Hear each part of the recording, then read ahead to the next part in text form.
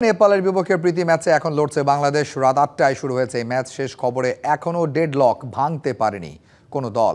প্রথম একাদশে নেই সমিত সোম ও কিউবা মিচেল, তবে আছেন হামজা চৌধুরী, জায়ান হাকিম, জামাল ভুইয়ারা। ভারত ম্যাচের প্রস্তুতি হিসেবে এই ম্যাচকে সর্বোচ্চ গুরুত্ব দিচ্ছেন কোচ হ্যাভিয়ার কাবরেরা। নেপালকে হারিয়ে আত্মবিশ্বাস বাড়ানোর লক্ষ্য বাংলাদেশের। নেপাল ম্যাচে একাদশে বেশ কয়েকজনকে ঝালিয়ে দেখছেন কোচ হ্যাভিয়ার কাবরেরা।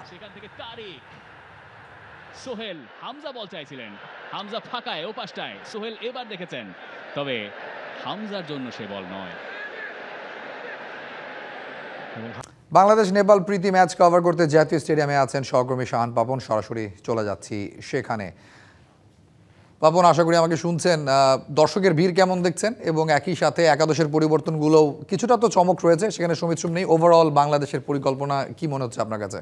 ধন্যবাদ আপনাকে। আসলে চমক বলতে বোধহয় ওই একটাকেই বোঝানো হচ্ছে এখনো পর্যন্ত, সেটা হচ্ছে জামাল ভুঁইয়াকে মূল একাদশে অর্থাৎ প্রথম একাদশে নামানো হলো। অনেক দিন পরে এই দৃশ্যটা দেখা গেল আর কি, যেটা নিয়ে অনেক কথা হয়েছে, অনেক জলঘোলা হয়েছে, অনেক কিছুই হয়েছে। হাভিয়ার ক্যাবরেরা শেষ পর্যন্ত সেই কাজটা করলেন, অর্থাৎ জামাল ভুঁইয়াকে রেখেই একাদশটা নামালেন, যদিও সেখানে আসলে সমিত সোম নেই। কেননা ভ্রমণ ক্লান্তির জন্য হয়তো বা সমিত সোমকে আসলে রাখা হয়েছে সাইড বেঞ্চে, সময় মতো হয়তো তাকেও দেখা যাবে। এছাড়া কিউবা মিচেলকেও কিন্তু আসলে শুরু একাদশে রাখা হয়নি এবং কাজেম শাহ, যার কথাও বলা হচ্ছিল, মানে জোরে সোরে শোনা যাচ্ছিল, তিনিও আসলে সাইড লাইনে আছেন।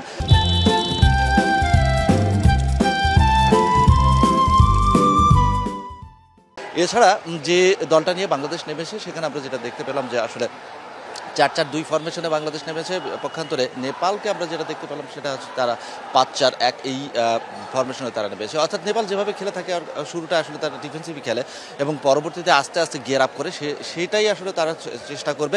নেপাল বাংলাদেশের পরিসংখ্যানটা যদি আমি বলি, ওয়েবসাইট ঘেটে যেটা আসলে জানা গেছে যে এ পর্যন্ত ২৫ ম্যাচে আসলে দুই দল মুখোমুখি হয়েছে, সেখানে ১৩ বার বাংলাদেশ জিতেছে, ৮টা নেপাল জিতেছে, ৪টা ম্যাচ ড্র হয়েছে এবং শেষবার বাংলাদেশ নেপালকে হারিয়েছিল সেটাও বছর ৫ আগে, কাকতালীয়ভাবে হলেও ২০২০ সালের ঠিক আজকের দিনেই নেপালকে হারিয়েছিল বাংলাদেশ। তারপরে কিন্তু আর নেপালকে হারানো যায়নি।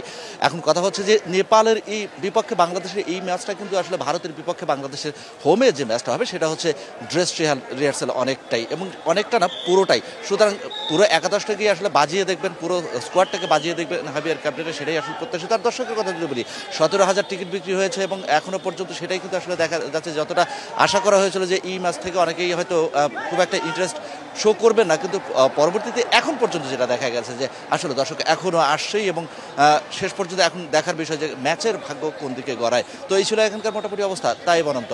ধন্যবাদ শাহান পাপন।